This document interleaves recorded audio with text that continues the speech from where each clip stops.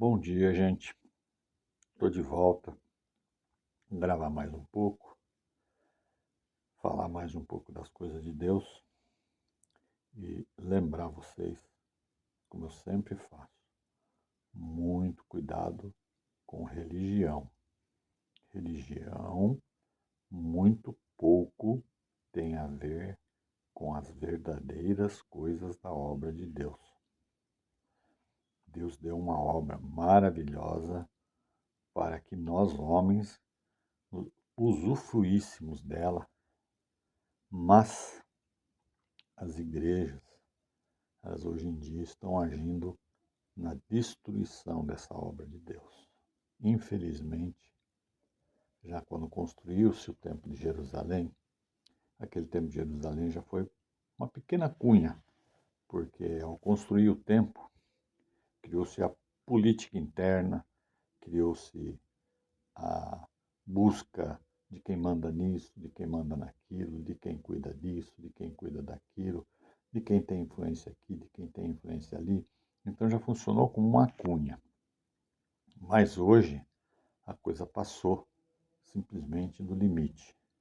Hoje em dia a igreja quer entrar em tudo, em todos os aspectos da vida secular e todos os aspectos da vida espiritual e quer dispor do tempo, do espaço e da vida de quem frequenta a igreja.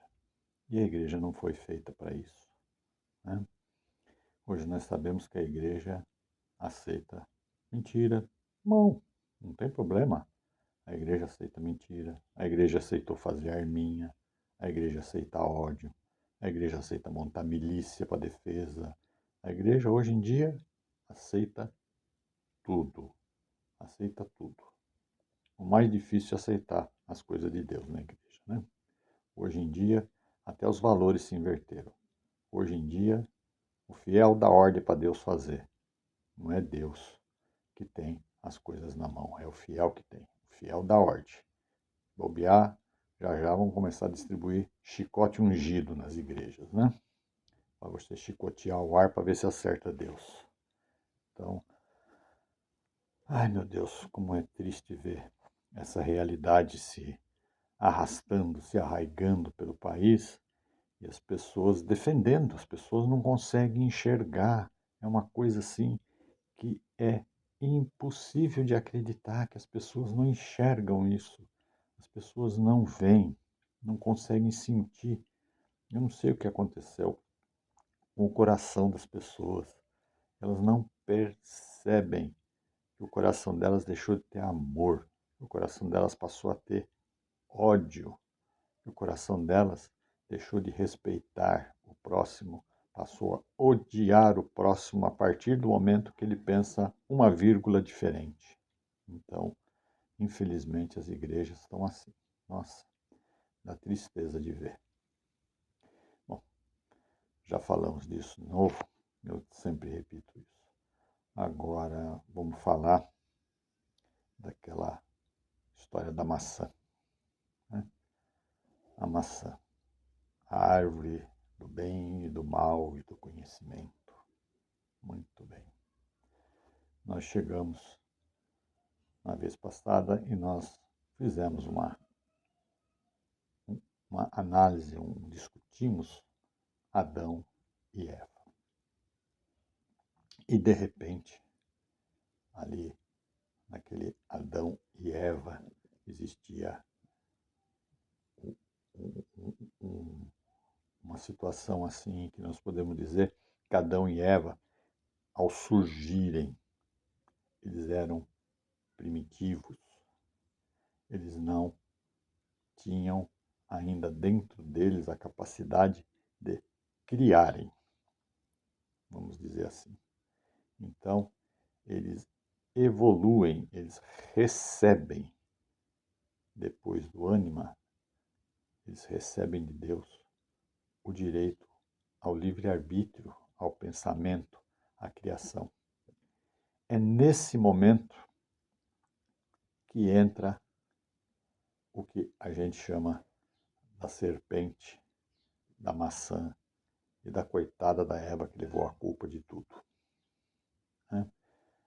Na verdade, se vocês forem analisar, antes, antes dessa fase, o homem era primitivo e o homem vivia do extrativismo. O homem andava pelas florestas, pelos não sei o quê, em grupos ou não em grupos, como hoje andam os símios, os gorilas principalmente, os chimpanzés, etc. E as frutas que eles encontravam, comiam. O que dava para caçar, eles caçavam e comiam. Tudo em bando, em grupo, eles atacavam, que nem um bando de leões ataca um animal indefeso nas planícies na África. Era assim o homem também. Então, ali não havia a sensação nem do bem, nem a sensação do mal, porque ali havia a sensação da fome. Então, o homem vivia para satisfazer a sua necessidade de se alimentar. A partir do momento que o homem pega do chão, né? O homem levanta, pega do chão um osso e pega esse osso e dá com esse osso na cabeça de um bicho para matar, para comer, o homem inventou um instrumento. A partir desse momento, o homem entrou na mira da serpente, vamos dizer assim, né? Porque a serpente é que desencaminhou o homem e a Eva aceitou, né? Mas a verdade, o que acontece não é isso. O homem simplesmente largou uma fase para passar para outra fase. O homem evoluiu. Isso a ciência comprova. Isso é uma coisa que nem a religião pode negar. Nenhum nem outro pode negar esse passo. O homem evoluiu. O homem saiu da situação de um hominídeo semelhante ao macaco a um hominídeo mais pensante já. Então, aí surgem 3 símbolos, né? A serpente, a Eva e a maçã. São os símbolos que tiraram o homem do paraíso. Na verdade, eles não tiraram o homem do paraíso. Na verdade, eles colocaram o homem para viver como nós vamos aos poucos nos civilizando e evoluindo. E com isso, a partir do momento que a gente começa a evoluir e nos civilizarmos, fica impossível da gente voltar a viver uma vida primitiva e extrativista, como vivem hoje os macacos pendurados em árvores, nos bandos, os gorilas andando ali. Não dá mais para voltar. Então não é que Deus cerrou o paraíso. Nós não temos mais como voltar. Não é que Deus impede a nossa volta. Nós nos desenvolvemos tanto que a gente agora não tem como voltar àquela situação. Então, a diferença é essa, né? Deus pôs guardiões para o homem não voltar. Não, Deus pôs guardiões, pôs as trancas dentro de nós mesmos. Porque nós mesmos nos impedimos de voltar para o paraíso. Agora, nós temos ali 2 símbolos muito importantes que a gente precisa olhar sob um aspecto diferente.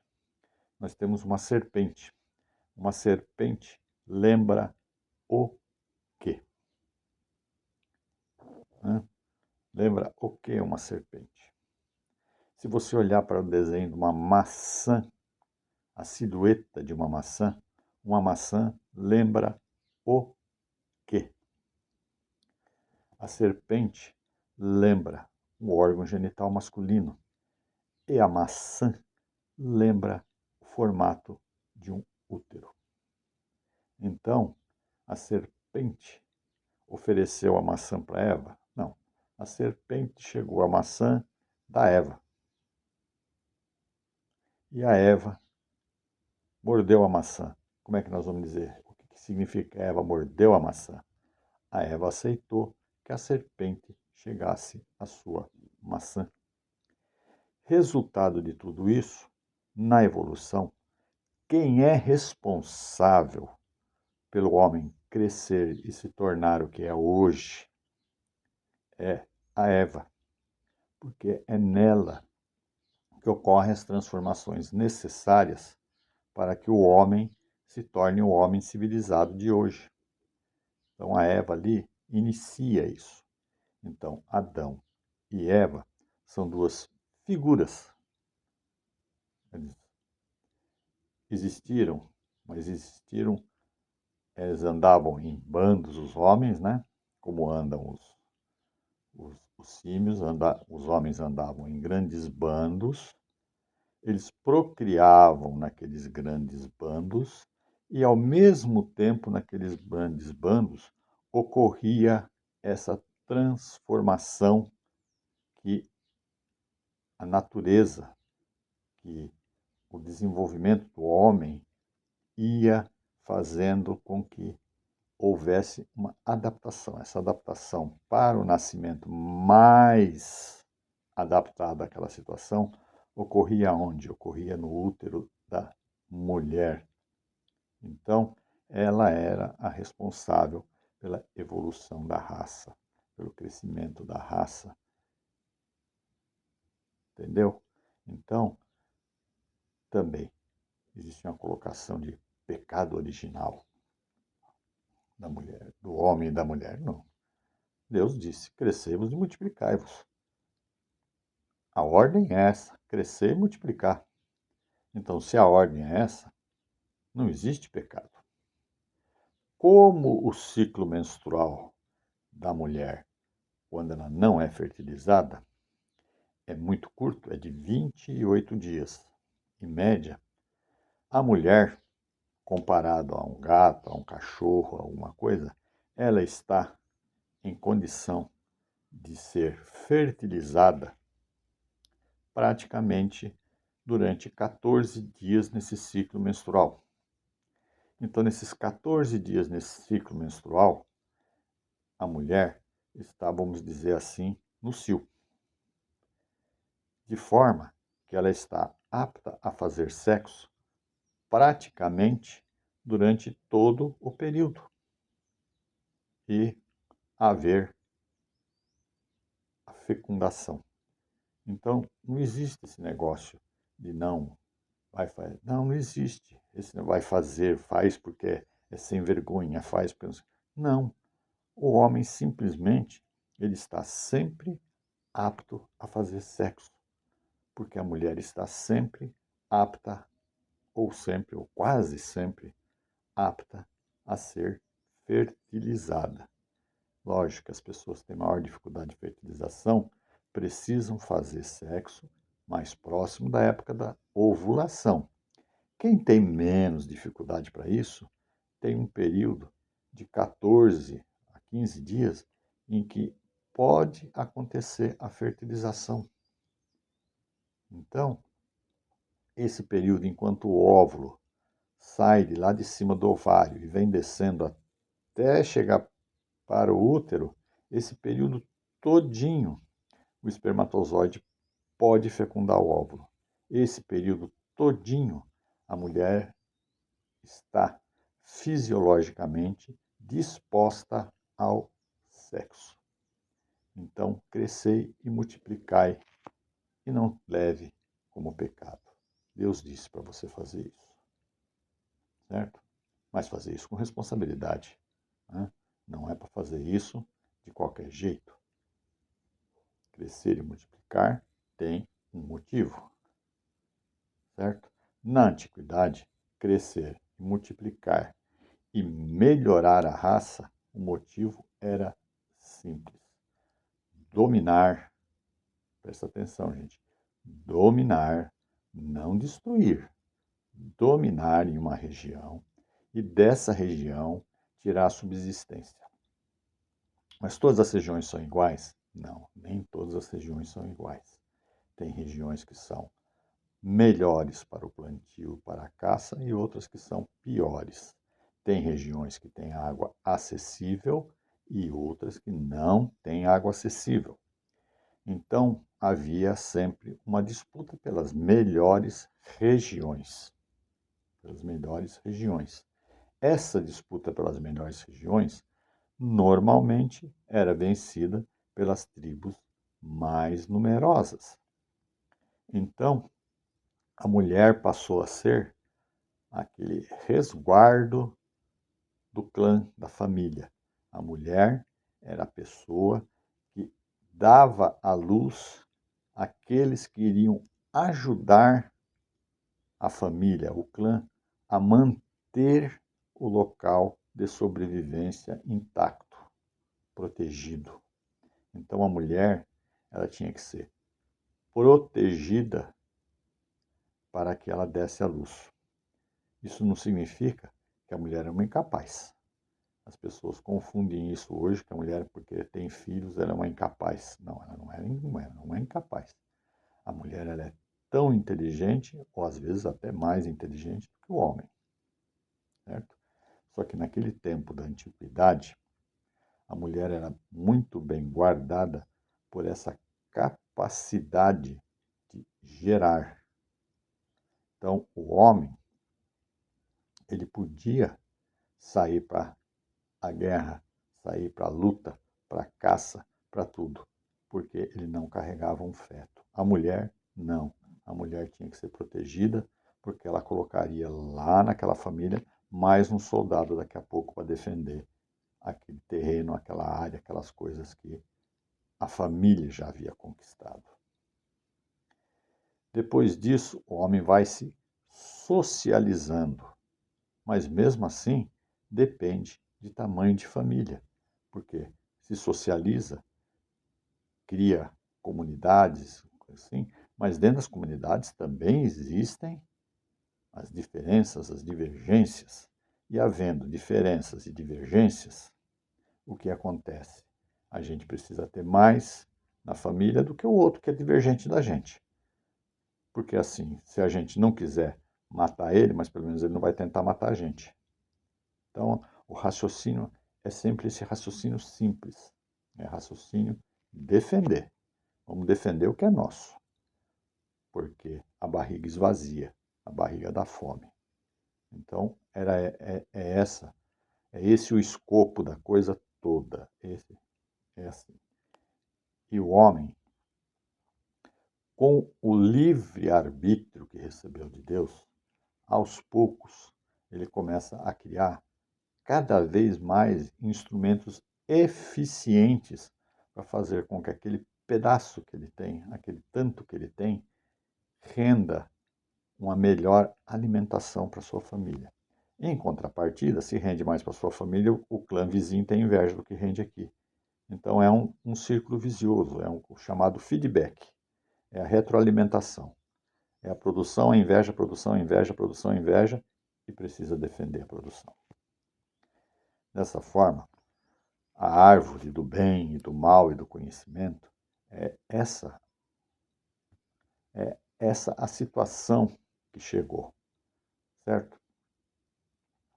Então, não tem nada a ver, nada a ver com esse negócio da Eva ser, vamos dizer assim, persuadida pela serpente a sair do paraíso. Não, a Eva não foi persuadida a sair do paraíso. A Eva simplesmente, dentro do seu útero, gerou as transformações que levaram o homem a sair do paraíso. Certo? Agora, a gente tem que saber de uma coisa: homem e mulher, cada um dava a metade. A mulher gerava, mas o homem dando a metade, o homem também contribui para essa mudança. Então, se a gente coloca só a culpa na Eva da saída do paraíso, estamos errados, porque o homem também colaborou para sair do paraíso. Então, foi um negócio feito a dois, feito gente, todo mundo junto. E não foi assim que surgiu um parzinho. Não, não surgiu um parzinho. Eram bandos, grande quantidade de bandos, e cada bando evoluindo, uns mais rápido, outros mais lentamente, mas mais ou menos todos na mesma época. Nós tivemos diversos tipos de homem chamado homem paleolítico, homem neandertal, homem cromagnon, homem isso, homem aquilo. Todos esses homens foram diversas variações da evolução do homem. Esses homens conviveram entre si e a natureza selecionou neles aquilo que melhor se adaptava à necessidade de nós sermos, ao mesmo tempo, um invólucro da imagem e semelhança de Deus, que consome energia, vocês estão entendendo? O invólucro da imagem e semelhança de Deus, que consome energia. Então, a natureza moldou o nosso, vamos dizer assim, o nosso corpo à necessidade que acontecia, que exigia daquela época.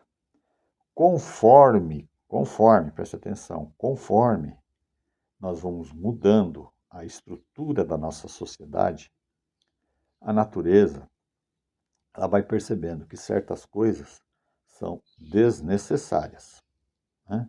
Por exemplo, eu vou dar um exemplo. O dente do juízo.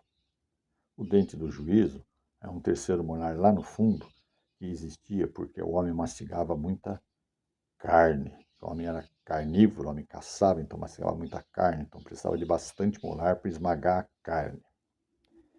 Aí o homem descobre o fogo.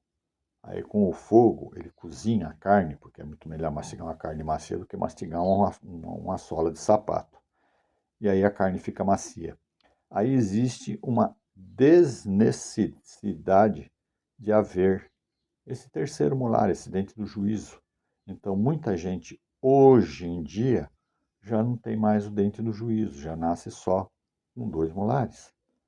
Muitas mulheres ainda já estão dispensando o que a gente chama na frente dos dentes assim de incisivos laterais, só tem o incisivo central e o canino, porque a comida está sendo cozida, ela está ficando mais macia, então a necessidade de corte diminui, a necessidade do corte da comida diminui, de forma que só cortando com os 2 dentão da frente e depois furando com os caninos e pré-molares e amassando com os molares, passa a ser suficiente.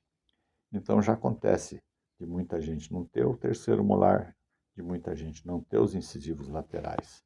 Isso é uma evolução. Aí fala, Deus descansou no 7º dia. Não, Deus não descansou no 7º dia. A gente não sabe até onde vai o 6º dia. Primeiro começa aí, né? Porque se a gente disser que Deus descansou no 7º dia, então nós paramos de evoluir, paramos de ter tudo. E como nós estamos ainda evoluindo, porque nós evoluímos conforme a civilização cresce, nós evoluímos física e mentalmente. Então, como nós estamos evoluindo, ou estamos no 6º dia, ou Deus não descansou no 7º. Vocês entenderam? É uma coisa assim. Mas o mais provável é que Deus não descansou no 6º, porque ainda não está terminada a obra conosco. Nós ainda vamos evoluir. E se nós mantivermos aquela palavra que Deus deu, que Ele disse, para a gente dominar sobre as coisas desse mundo e não destruir as coisas desse mundo, nós vamos ter lar aqui por muitos e muitos séculos ainda. E aí o homem vai evoluindo a cada tempo mais. Pode até ser que a gente mude o formato do nosso corpo, o formato da nossa cabeça, nossos olhos fiquem maiores, menores, a boca, não sei o quê. Aí vai depender da adaptação necessária à situação. Então, gente, para de culpar Eva, porque ela conversou com a serpente e mordeu a maçã. Tá? A serpente vem do homem, a maçã vem da mulher, e a mordida é a aceitação do homem, da mulher aceitando o homem a coparticipar com ela. Então, é só isso. E o pecado original Não é tão original porque Deus mandou que fizesse. Muito bem, gente. Já falamos sobre isso. Amanhã a gente fala de outras coisas. Sempre lembrando que na Bíblia tem muita coisa. A gente vai, mas a gente tem que voltar. Então amanhã, provavelmente, nós vamos falar de uma volta. De uma volta. Nós vamos dar uma voltada. Porque na sequência de Adão e Eva, existe uma coisa que volta. Amanhã vocês vão entender. Por enquanto, muito obrigado pela paciência de ouvir mais uma vez eu falando. Se é que alguém ouve, né? Espero que ouça e espero que aproveite.